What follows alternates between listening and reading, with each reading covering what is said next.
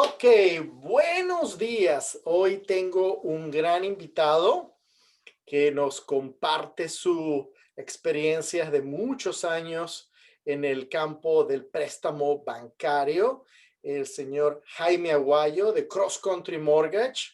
Buenos días, Jaime, ¿cómo estás?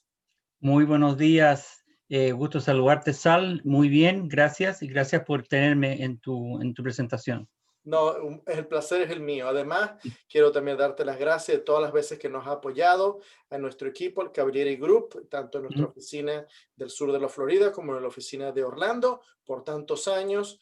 Entonces, claramente tu experiencia nos ha ayudado a cerrar muchos negocios y también tu experiencia nos ha llevado a encaminar a diferentes tipos de clientes a su objetivo final, que es comprar una propiedad de la manera más sencilla. Entonces, Correcto. Jaime, quisiera preguntarte, mucha gente nos llama y están indecisos si comprar una casa, comprar un townhouse o comprar un condominio.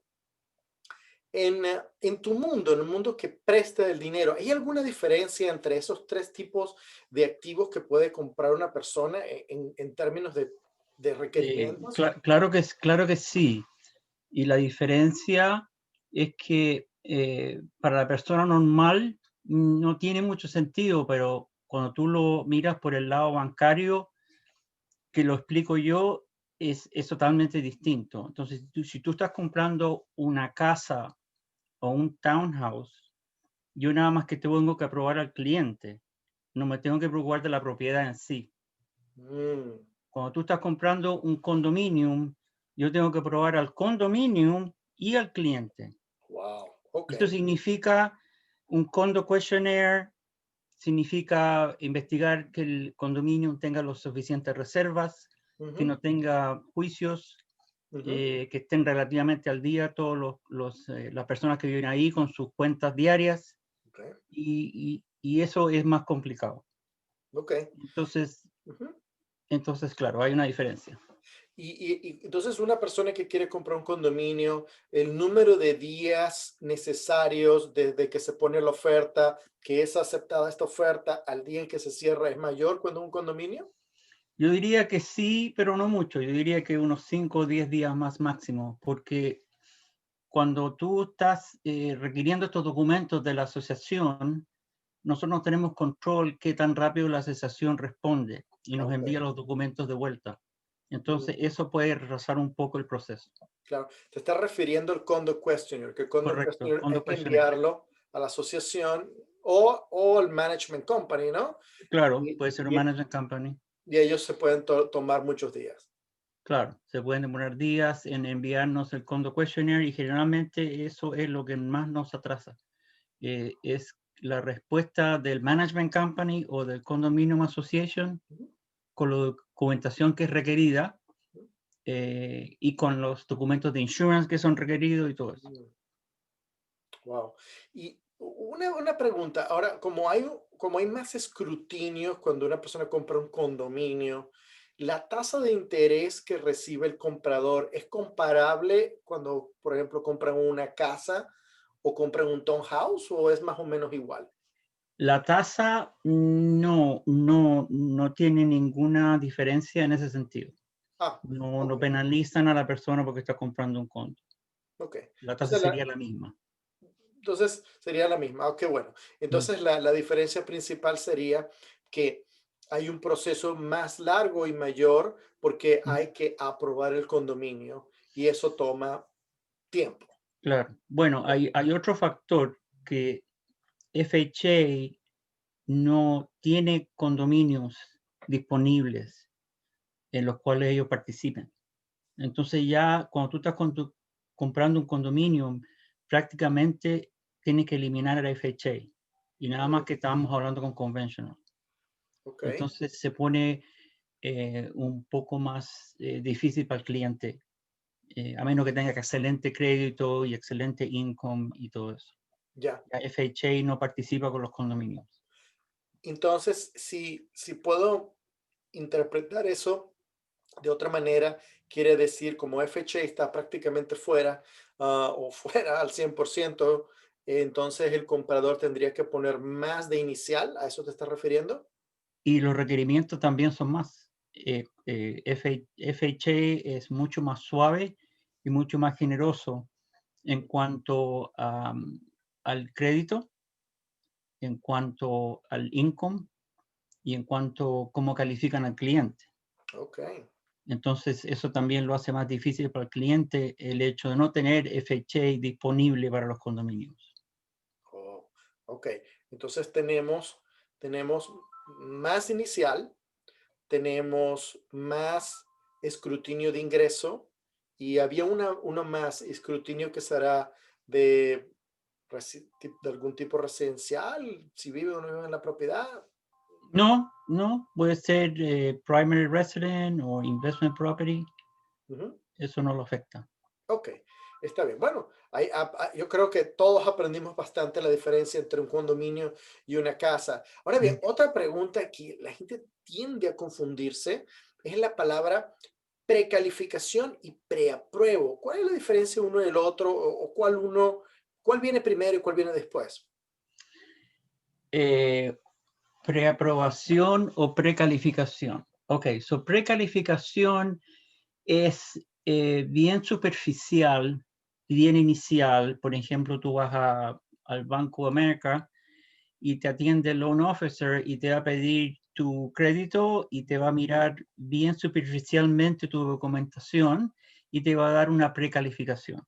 Sí, Pero no van a mirar en detalle tu situación hasta que tú no traigas un contrato. Porque esa es la plataforma de ellos. La plataforma de ellos es, mientras más pre-approval demos, más vamos a cerrar. ok. La precalificación ya es más intensiva.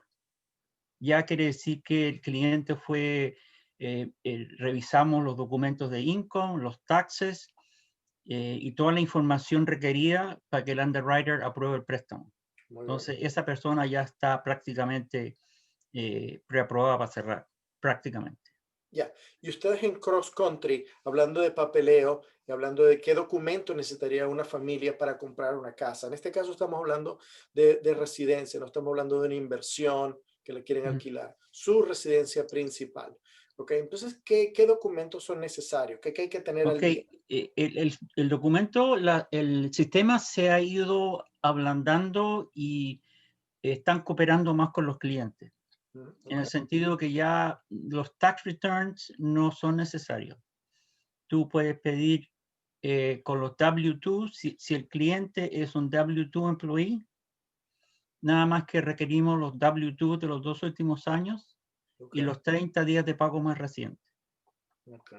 Eso es todo lo que se necesita.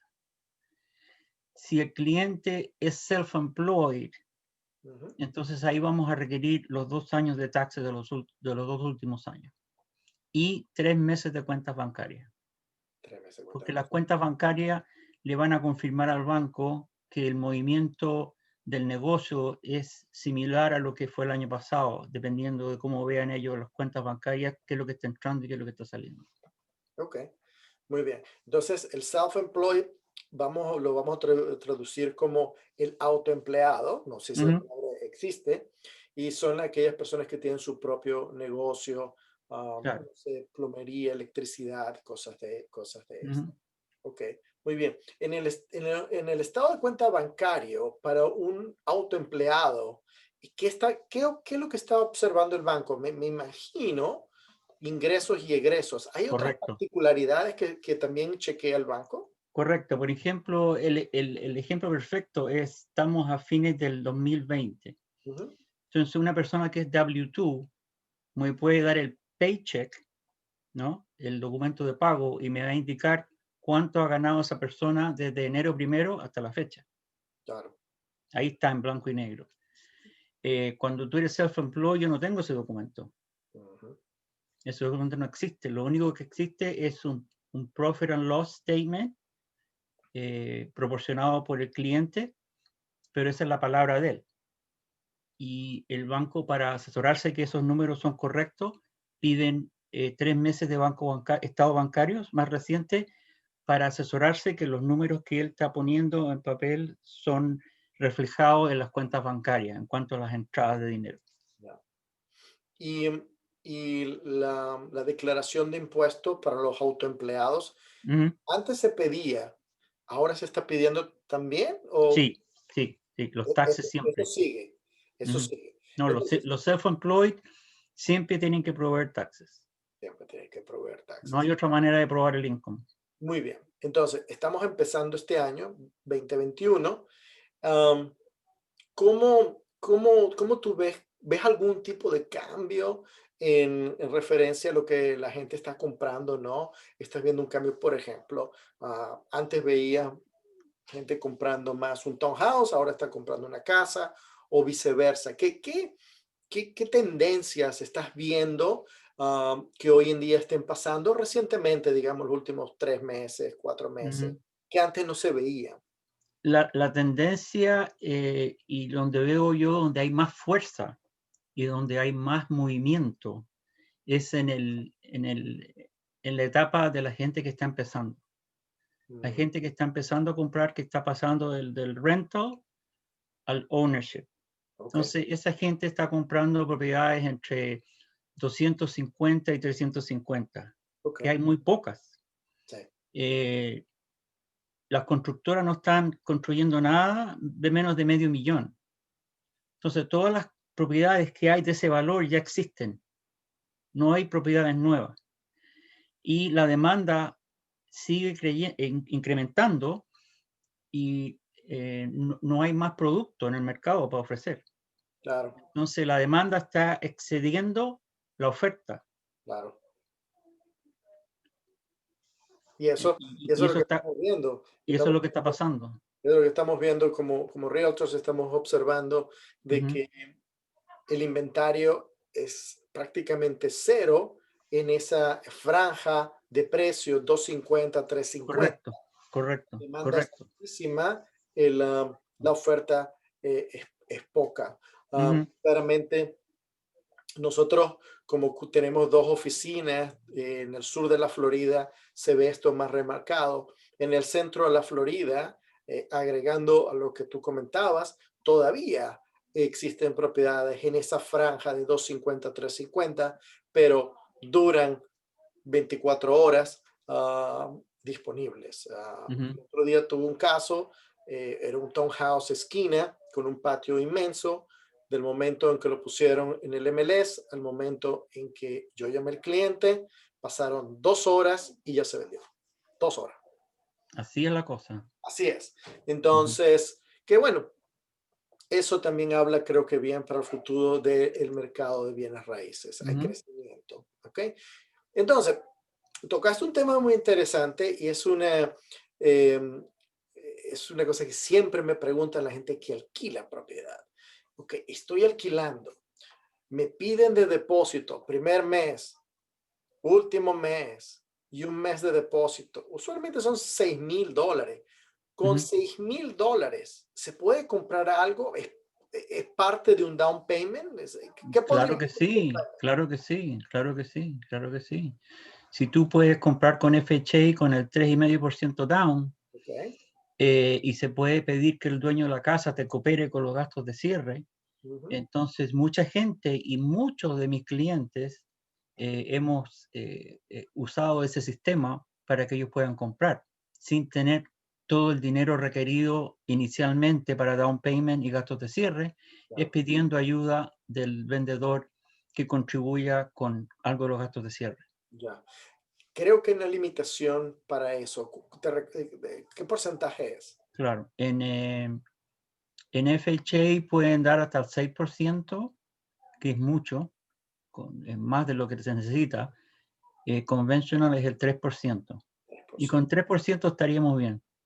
Wow, eso es tremendo, tremendo ayuda. O sea, Ujú, eso en inglés se dice un nugget of gold. Eso es eh, una, una joya lo que tú has dicho en ujú, referencia a cómo una persona puede salir de alquilar, de estar alquilando y poder ujú, comprar una propiedad. ujú. Me imagino también que en el día a día de tus operaciones recibes pedidos de gente que quiere comprar, pero a lo mejor su crédito no está en el mejor lugar. Ujú, ¿Cómo tú los puedes asistir? ¿Cómo los encaminas? O de repente una familia ahora no puede, pero de repente tiene que hacer unos ajustes y en seis ujú. meses sí está listo para comprar. ¿Cómo puedes ayudar tú ahí? Claro, esa es muy buena pregunta y a mí me encanta hacer eso. A mí me encanta, parte de lo que me fascina de mi trabajo es la satisfacción de poder ayudar a la gente a ser homeowners.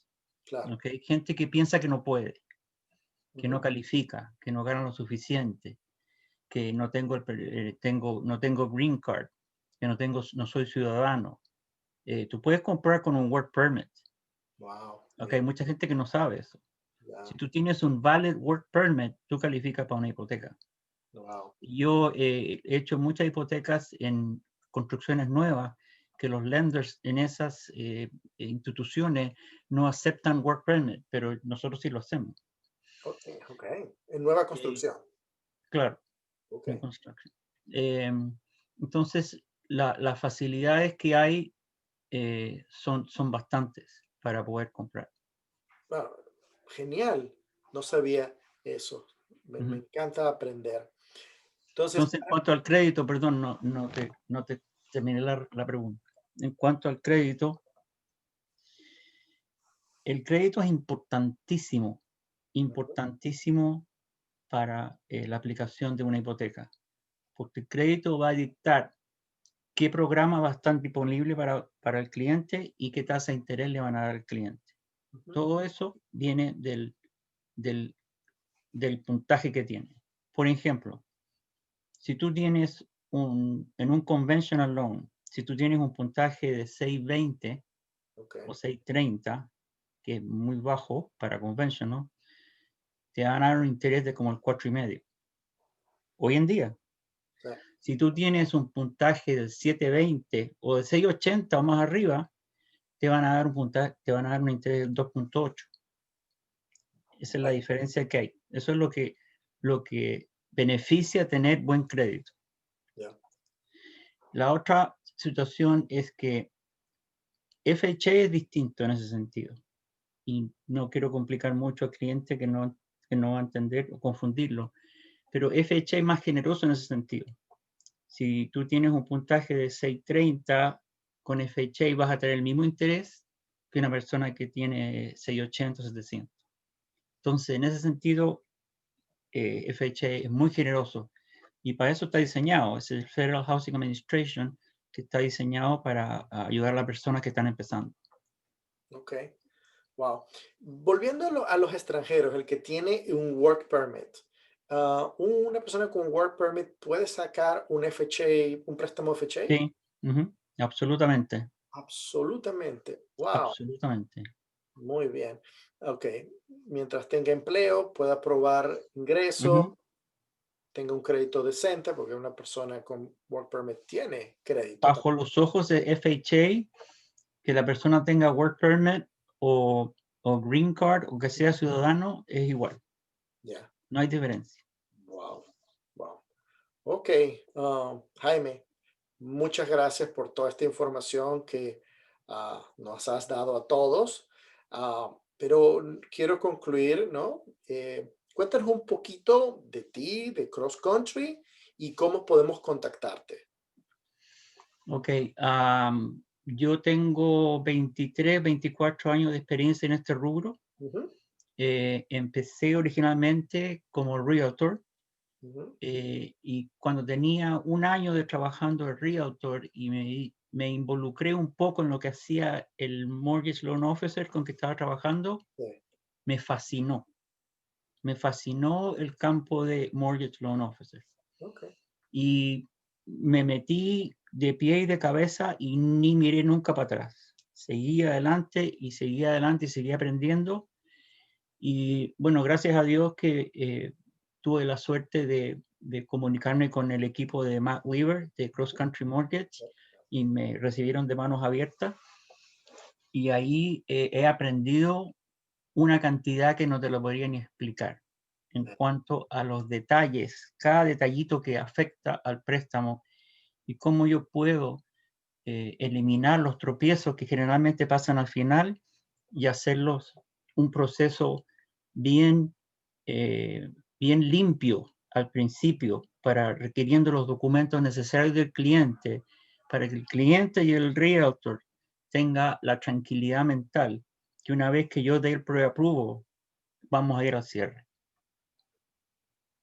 Esa, tú nos ha ayudado en muchísimos préstamos, Ujú, de los más sencillos a los más complejos. ujú, Ah, prontamente estaremos haciendo otro video acerca de cómo son los préstamos para extranjeros, ujú, aquellas personas que no residen en los Estados Unidos y que vienen acá, compran una propiedad de inversión y ujú, luego, le invierten y se alquila esta propiedad.